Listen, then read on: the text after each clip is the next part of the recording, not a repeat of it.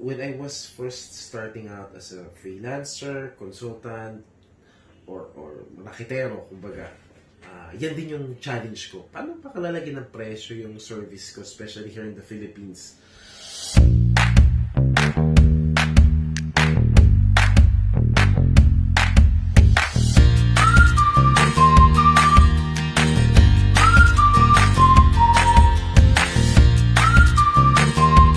Hi, good morning.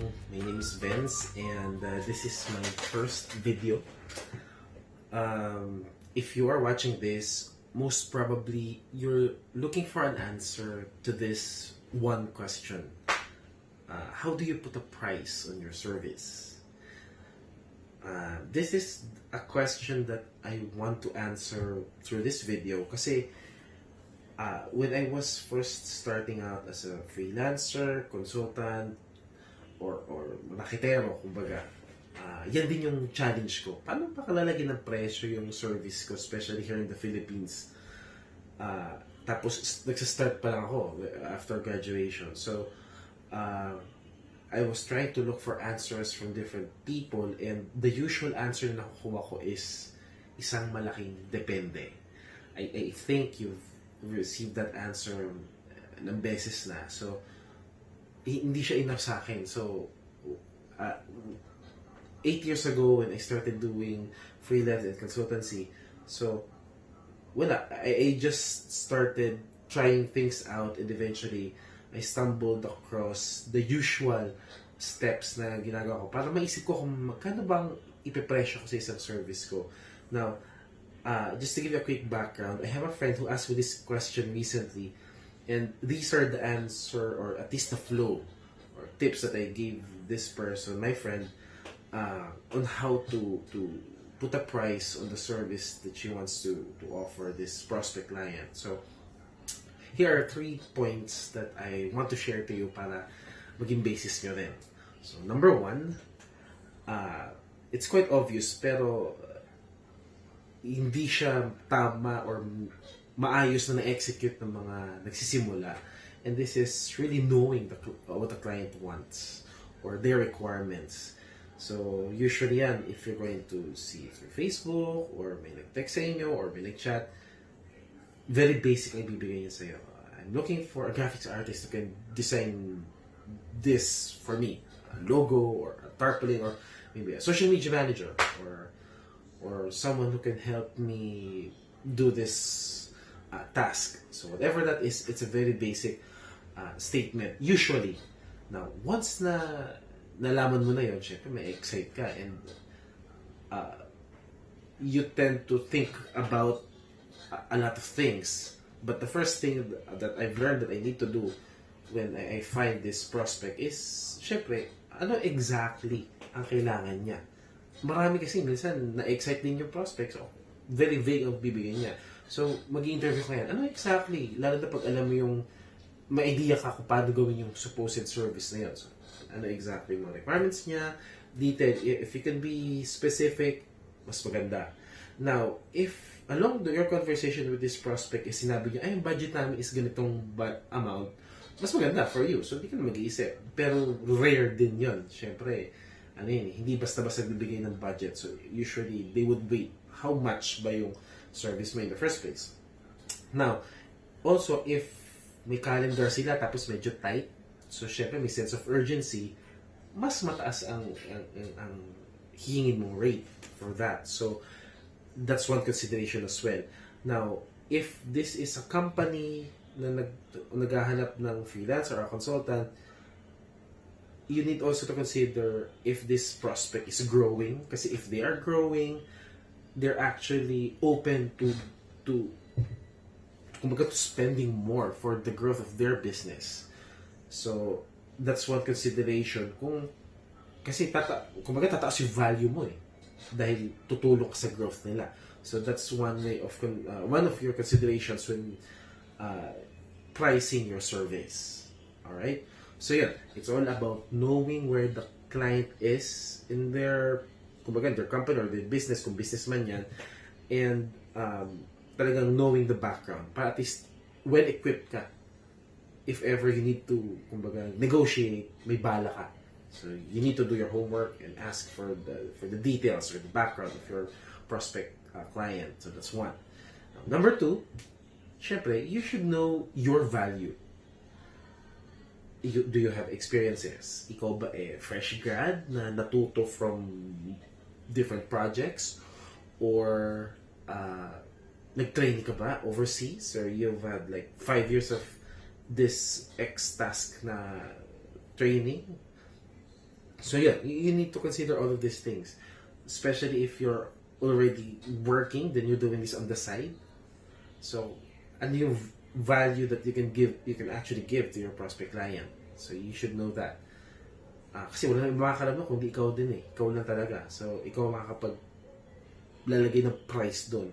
Now, one of the first things na magiging basis mo talaga is if you are currently working and this is your side job or racket, kumbaga, is your hourly rate.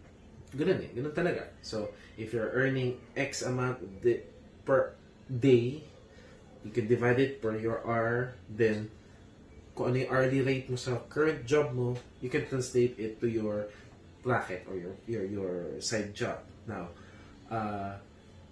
again, hindi yun agad ang sagot kasi it depends on the value that you're going to give to your prospect client. Also, ano pa lang yun? That's just your experiences. Technical experiences, kumbaga. But, how about your attitude towards work? Are you really professional enough? Kasi consideration din yun. Matino ka ba kausap? Madali kang kausap ba? Mabilis kang magbigay na output? How committed are you to this task? So these little things can actually be a huge impact in the overall experience of this prospect client. So you should know that as well. So all of these things, hindi lang yung basta, per hour ako kasi sa trabaho ko, ganito na ako agad. I suggest you reconsider that. Kasi malaking value yung professionalism and commitment to your prospect client. So that's number two. Your value. Alright? That's number two. Number three, it's basically the package that you can offer this client. What do I mean by that? Kasi sometimes the client would say this is what they want, but sometimes that's not actually what they need, or that's not enough based on your expertise. Kasi nga, ikaw yung expert, kumbaga, in this situation na they're looking for. So, you would know what else you could give. For example, if you're a graphics artist, and let's say, sabihin ni prospect client mo, gusto ko ng ng flyer. I need flyer for my business. So, papadesign siya. So, ikaw naman, syempre, muna ka mag-design. So, you try to offer this, I can do this layout, type of brochure, etc., etc. But you know, let's say nakita mo yung logo niya, hindi sa tingin mo hindi ganun ka okay, or there's room for improvement. So, hindi niya alam na kailangan niya pala yun. But you can actually suggest that, sige, this is the rate for my design for your brochure. But if you want to improve on your logo rin, this is the price for that. So ito yung price ng logo, ito yung price ng brochure. But if you want to consider both, ito yung price. So of course, mas malaki na kaunti yun. But it's the package. So I hope I'm making sense with regard to that. Pero kasi it helps you're giving more value to your prospect client. At the same time, they can also pay you higher than what they are considering. Kasi they would notice na, alam nitong taong to yung sinasabi niya. So, if you could give this type of package, this promo, kumbaga, that you can offer, it's an added value and something na pwede mo taasan din yung rate mo. And overall, kasi, syempre, kaya naman nagpapagawa yan sa'yo or may service siya hinahanap so that it would give value in return to them that would make them more profitable or may advantage pa sa kanila. And it's all about that value you're giving to your prospect client. So, at the end of the day, it's all about you giving value to your prospect client. Now, how much is this value? Yun yung tatlong tips. So, it's really understanding your client's needs, your value, and the package that you could offer. Kasi you are the expert and you would know what your prospect client would actually need. even without them knowing. So it's all these three yung consideration ko when I started doing this type of work na naging basis ko how to price my service. So if you know these three, along the way, mas maintindihan mo rin kung paano ka actually magpa-price, how to put that number, that magic number for your service. And I do hope that makabisa mo siya or masanay ka kasi there's a lot of factors that you will encounter along the way. These are just the basic. So if you do want to understand more or if you have questions, feel free to give me comment, ask me questions. This is all about me trying to support the community kasi that's where I came from. And I really want to support Filipinos who's trying to go out there and make a change, improvement on their lives. So that's it. Thank you very much, and I do hope you can send me comments, ask me questions, and I'll answer those on my next video. Thank you.